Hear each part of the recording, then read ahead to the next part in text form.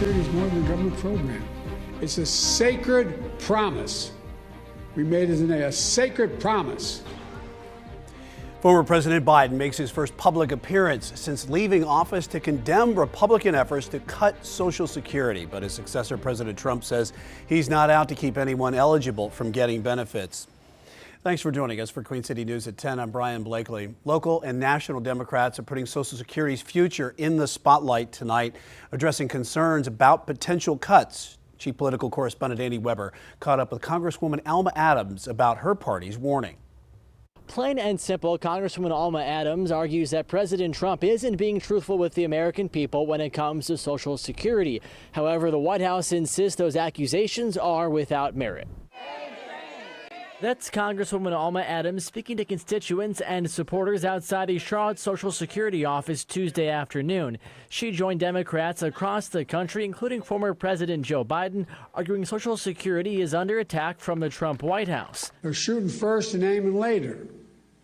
As a result is a lot of needless pain and sleepless nights. Despite Democrats' claims, President Trump insists he will not touch Social Security payments. And we will not cut Social Security, Medicare, or Medicaid benefits, and the Democrats will, because if they got in, the entire economy would collapse. His press secretary renewed that promise Tuesday morning. He will always protect that program. He campaigned on it, he protected it in his first term, and he's back again to continue protecting it. But Adams says she can't take him for his word. Moving to President Trump, he has previously pledged not to touch Social Security.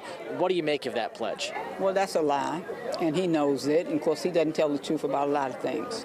But all you have to do is to look at that blueprint, listen to the discussion, look at Project 2025. So how should that be addressed, if not the way the White House is currently handling it? Well, first of all, they should have put a plan in place. And secondly, you don't go in and cut all of these positions, and the people who would be actually looking at the waste and the fraud, you've gotten rid of them.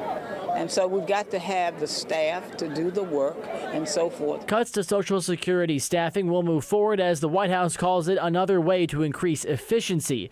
Democrats are convinced that will eventually lead to delays in recipients getting payments, but as of right now, no major delays have been seen. Reporting in Charlotte, I'm Andy Weber, Queen City News.